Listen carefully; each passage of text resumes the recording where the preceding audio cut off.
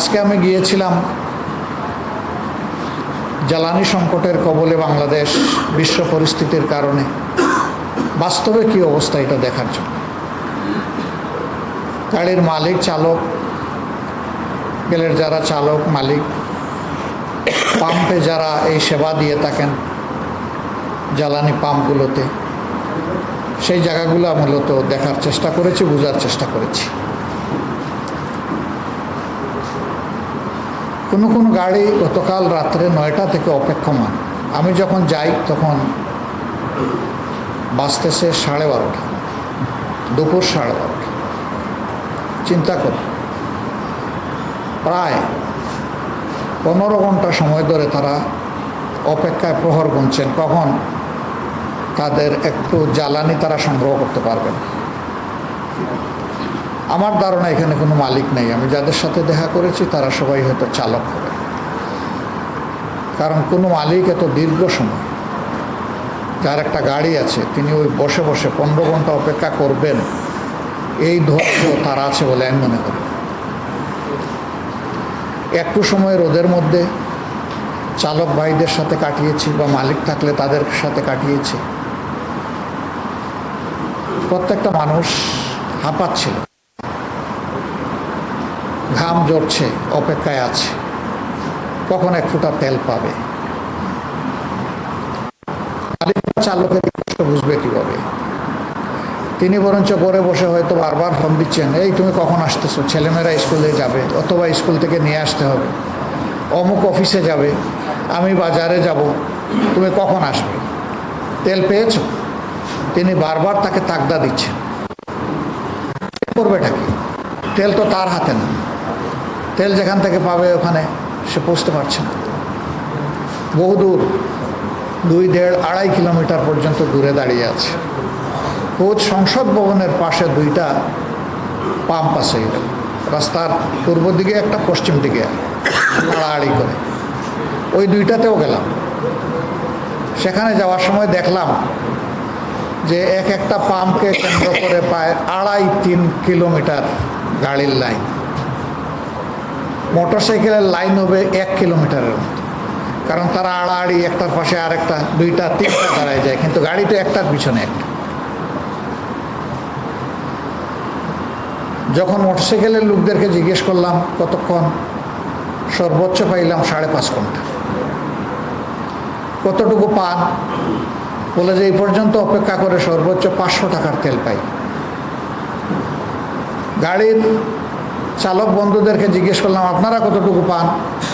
বলে যে আমরা সর্বোচ্চ 2000 টাকার জ্বালানি পাই। এই 2000 টাকায় আপনার চলে? কেউ বলে হ্যাঁ চলে, কেউ বলে চলে না। আমি বললাম যে দিনে কয়বার নেন? তো একটু ক্ষোভের সাথে হাসলেন অনেকেই, হাইসা একবারেরই দেখা পাই না, কয়বার নেই।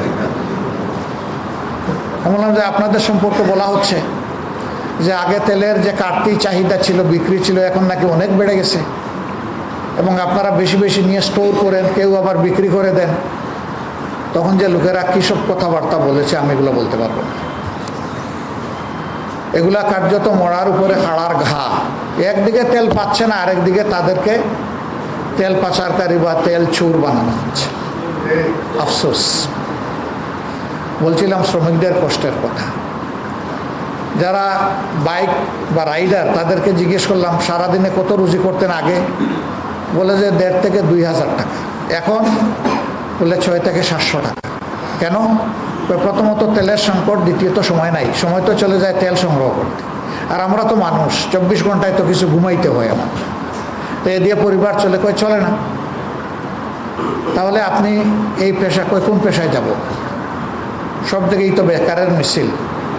এটা আমার আত্মনির্ভরশীল একটা পেশা ছিল, এই দিয়ে তো চলতো, এখন তো পারছি না। এখন যাবো ইনশাল্লাহ নিত্যদিনের যে কমোডিটিস, পণ্য যেখানে বিক্রি হয় সেগুলোও দেখব। আগে নিজের হাতেই বাজার খরচ করতাম, এখন যে কোনো কারণে সময়ের অভাবে পারি না। যাওয়া উচিত, দেখা উচিত। বাজারে সাধারণ ক্রেতাদের, মানুষের কি অবস্থা শুনতেছি, অনেক কিছুরই দাম বেড়ে গেছে। বাস্তবে গিয়ে যাচাই কর। একটা পাম্প পাইলাম ব্যতিক্রম, সে বলল আগের চাইতে বেশি এখন বিক্রি হয়। আর বলল অন্যান্য পাম্পগুলো বলল যে আমরা আগে যে পরিমাণ তেল পাইতাম এখন কেউ বলল 1/3 পাই সারাদিনে 24 ঘন্টায়, আর কেউ বলল যে অর্ধেক পাই। একটা পাম্প বলল আগের মতোই পাই, একটু কম বেশ হয়। তা আপনি তেল কেমনে বেশি বিক্রি করেন? বললো যে চাহিদা বেশি, এই জন্য। আমি বললাম আচ্ছা, ভালো কথা। আগে একটা গাড়িতে যে যত চাইতো তত দিতেন কিনা? বলে হ্যাঁ তা দিতাম। বলে এখন দেন? কয় না দেই না। এখন কত দেন? ম্যাক্সিমাম 2000 টাকার তেল দেয়। তাহলে আগে একজন মানুষ 10,000 টাকার তেলও নিত, সেই গাড়ি আপনি ভর্তি করে দিতেন। এখন 10,000 টাকার তেল যদি 2000 করে ভাগ করে দেন তাইলে 5টা গাড়িতে আপনার ঢোকান নজলটা। বলে হ্যাঁ। বলে একটা গাড়িতে নজল ঢুকানো আর বের করা এবং তেল দেওয়ায় যে সময় যায়, 5টা গাড়িতে কম যাবে না বেশি যাবে? বেশি যাবে। আমি বললাম আপনি কি 24 ঘন্টা খোলা রাখেন? কয় জি না। কী করেন? কয় যে 11টা থেকে 11টা আমার বন্ধ থাকে, রাত 11টা থেকে সকাল 11টা। আপনার বিক্রয় ঘন্টা কমে গেল অর্ধেক, আর আবার আপনি বিক্রি করেন বেশি। আমি বললাম ভাই আমি তো সায়েন্সের ছাত্র, আমাকে তো ম্যাথমেটিক্স ফলো করতে হবে, আমার একটু মিলিয়ে দেন। এখন দেখি যে নার্ভাস হয়ে গেছে। আসলে এটা শেখানো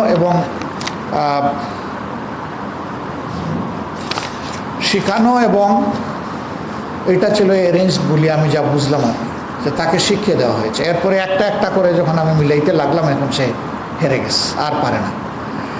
এখন যারা ক্রেতা তারা এসে মাথার উপরে ভিড় করেছে, শত শত মানুষ বলে যে উনি মিথ্যা বলতেছে, সঠিক বলে নেই। আরও নার্ভাস হয়ে গেছে। আমি লোকদেরকে বললাম যে ভাই আপনারা একটু সরেন, আমি তো এখান থেকে কথা বলবো। কিন্তু মানুষের কষ্ট, মনের যে কষ্ট, এই কষ্টে সবাই হুমড়ি খেয়ে পড়ছে।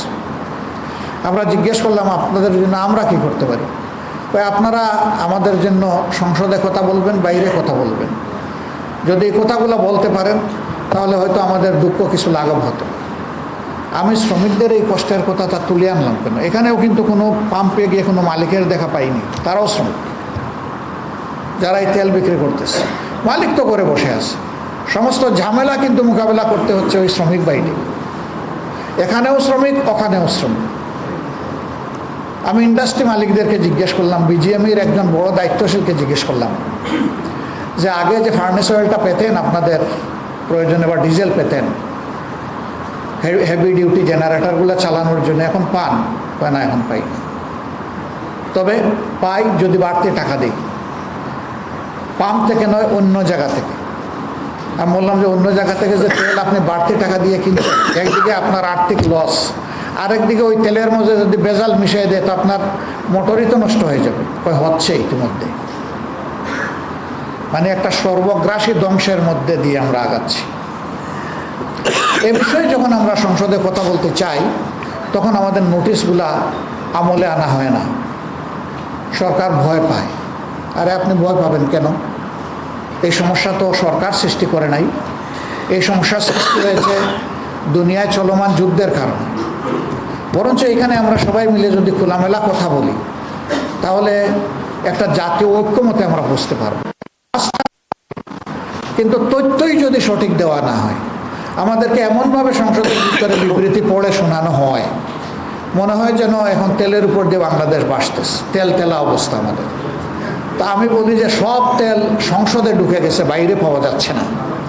ওখানে দেখছেন তো কত তেল দেওয়া হয়, ওই তেল দিতে গিয়ে এখন বাইরে তেলের সংকট দেখা দিয়েছে। আমরা অনুরোধ করব, লুকোচুরি না, জনগণকে সঠিক তথ্য প্রকাশ করতে হবে।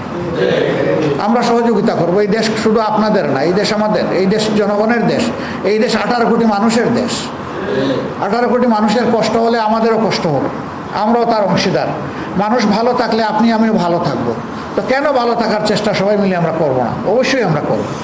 কিন্তু যদি জাতিকে নিয়ে লুকোচুরি করা হয়, অধিকন্ত যদি বলা হয় যে পাম্পের তেল আগের চাইতে বেশি বিক্রি হচ্ছে, মজুত করছে এবং চুরাই পথে বিক্রি করছে, তাহলে একদিকে তাদেরকে কষ্ট দেওয়া হচ্ছে রাস্তায় নিয়ে 10 ঘন্টা, 12 ঘন্টা, 5 ঘন্টা, 7 ঘন্টা, আরেকদিকে তাদেরকে অপমানিত করা হচ্ছে তাদেরকে তেল চুরি হিসেবে সাব্যস্ত করে। এটা তো হতে পারে না ভাই। আমরা এটা নিন্দা জানাই। এই সংস্কৃতি থেকে বের হয়ে আসতে হবে। সঠিক স্বচ্ছ অবস্থা এবং তথ্য জানার অধিকার এদেশের প্রত্যেকটি নাগরিকের। কারণ সরকারের অর্থনীতির চাকা ঘুরে নাগরিকদের ট্যাক্সের টাকায়, এবং এই দেশে আজকে জন্ম নেওয়া শিশু থেকে 100 বছরের বৃদ্ধ বৃদ্ধা তারা সকলেই ট্যাক্স পরিশোধ করেন। যে কোনো কিছু কিনতে গেলে ভ্যাট দিতে হয়, অগ্রিম ট্যাক্স দিয়ে জিনিস কিনতে হয়, সবাই ট্যাক্স পেয়ার। রাস্তায় যিনি পরিচ্ছন্নতা কর্মী হিসাবে কাজ করেন, মানুষের কাছে হাত পেতে সারাদিনে ভিক্ষার মাধ্যমে করেন, তারাও ট্যাক্স দেয়। তারাও জিনিস কিনতে গেলে ভ্যাট দিয়ে জিনিস কিনে। সুতরাং ট্যাক্সের টাকাই হচ্ছে সরকারের তহবিলে আনা ঋণ। তৃতীয় কিছু জনগণের জন্য টাকার দিতেই হবে।